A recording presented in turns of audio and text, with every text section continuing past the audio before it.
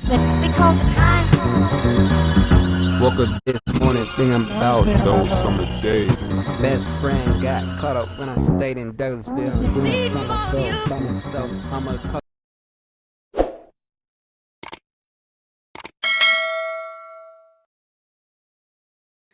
What's good, everyone? Welcome back to another video. Hitmaker Frank Dukes on getting sampled by Kanye, Drake, Madlib, and Mo. I don't really know who Hitmaker is. Don't crucify me. But let's get into it. Y'all be sure to donate, and the Cash App at Thomas King 3000.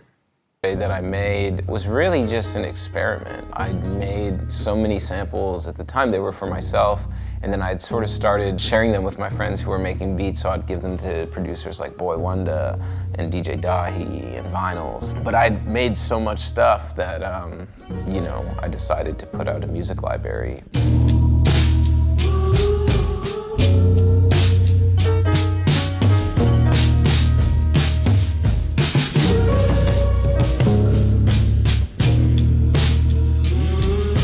We get sampled all the time by incredible artists that we never expect to get sampled by.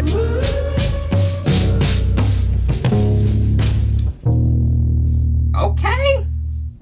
I transitioned from sampling records to making my own samples around the time that I'd sampled this band, the Minahan Street Band, for the song called Talking Codes for 50 Cent. I sampled their song, The Traitor. I'd reached out to the band just because I was a big fan of their work. Just so you know, love your music. We didn't clear this because nobody got paid. I didn't know it was coming out to the day it came out. Tommy, who is Minahan Street Band is his thing, he told me, he's like, man, that's our favorite use of any sample that we've been sampled on. And they'd been sampled by like a whole bunch of people, by Jay-Z, by Kid Cudi, all these people. And they were like, if you're ever in New York, just come by our studio. I'd played instruments earlier in my life, but hadn't really incorporated it so much into my production. And I would just, get a peer into their process. They were making these records that sounded like the records I loved, these classic sounding records, that were really rich in texture. They kind of got me back into playing and writing music and just... I love seeing producers and artists talk about their work. It's so inspirational. Y'all don't understand. This is inspirational. This is history right here.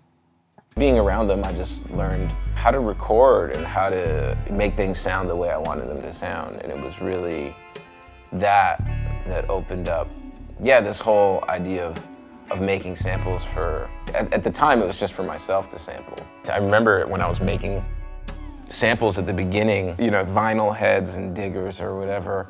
Oh, like, this is too easy. Back in my day, we had to dig for our samples or whatever.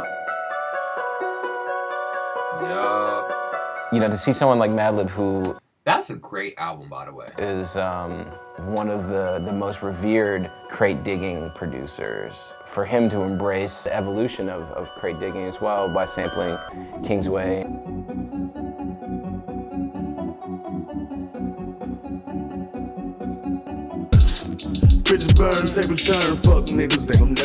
I'd grown up on Madlib's music, and he's a huge inspiration. I'm good friends with his his then manager, Egon, who had reached out, and he's like, yo, Madlib just sampled you on this new Freddie Gibbs thing. I was, surprised and excited. I didn't even know he knew about the Kingsway Music Library, and Egon was just like, nah, Madlib fucks with you, bro. He loves the music library. That one was super cool to get, acknowledged by, one of my heroes.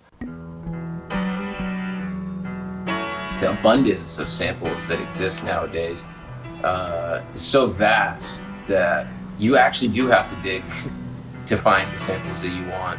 I think, the future of sampling is happening right now. I think there's been a huge evolution, a huge jump in the evolution of sampling. Companies like TrackLib that are sort of rethinking the clearance process and simplifying it and making it to the model of the, the new sample marketplace, taking old samples and making them just as easy to clear is also like a huge leap forward in sampling. You know, you can sample something and know it's going to get cleared and used.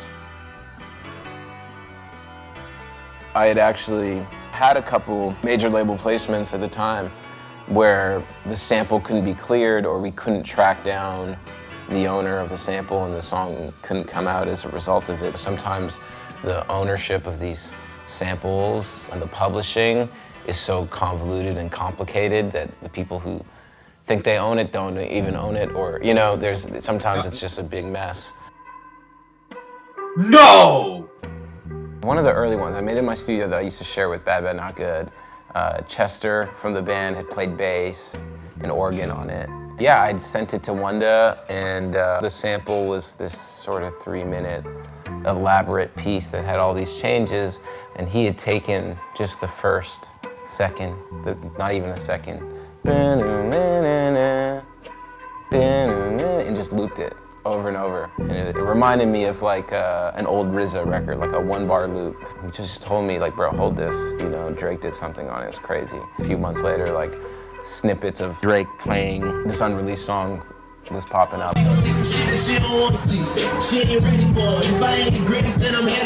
was really the first hit record that I had, a real hit. It was the start of this whole run of songs that me and Wanda did for him together. Very life-changing. At the beginning, it was about making samples that sounded like samples. Initially, I was just making stuff that I would take and chop up and manipulate and do all sorts of crazy stuff too. And I think that, like, as the Kingsways progress, they kind of evolve past that and become, it's like writing beat ideas, basically. You know what I mean? It's not necessarily writing samples. They're almost like ideas. For Immortal, for J. Cole, I think I'd, you know, sent the sample directly to Cardiac at the time.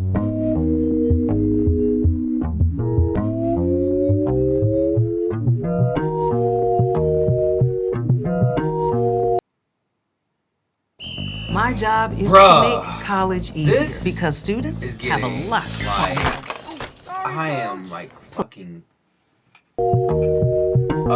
Sing with a pocket full of hope, screaming. I think he had Dream had in my the closet sample looking broke, and my nigga looking clean, getting caught up with that for dope. like Have 2 you or ever 3 heard years. that thing It with kind a of just pocket goes to full of show, something? you know, Nigga, I if can you're take making, things that you probably if shouldn't you're just know. making Have you shit ever and heard the not screams following when a body hit the trends, flow? it's Cold like nights, waking your up, cold music sweat, can 6 be o'clock used at in the any morning, time. got the Someone full might sweat, catch my way inspiration up on from the it, block. you know. If you're following trends, That's a and song right now, boy. what the, you know, the hottest producer is doing, you might have a couple months, and then that beat is just, you know, kind of irrelevant. If you're doing something that no one else is doing, that's gonna serve you.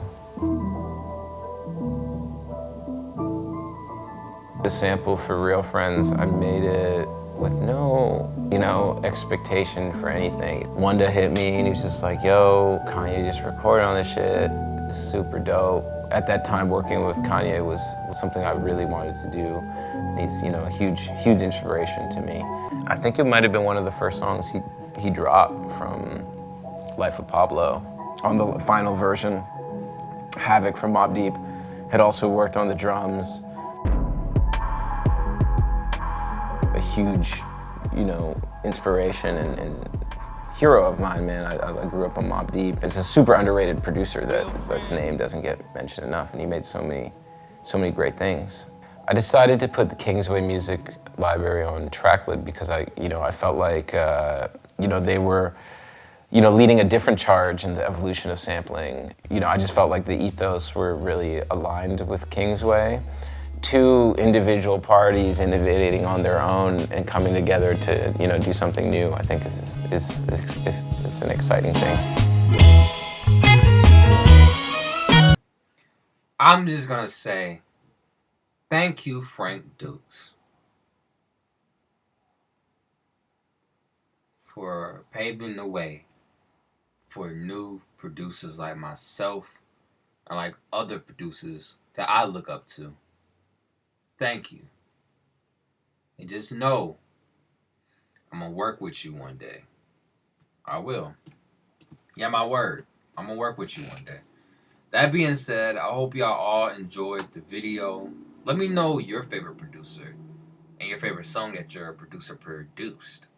Peace. In the comments below, of course. Mario the poet.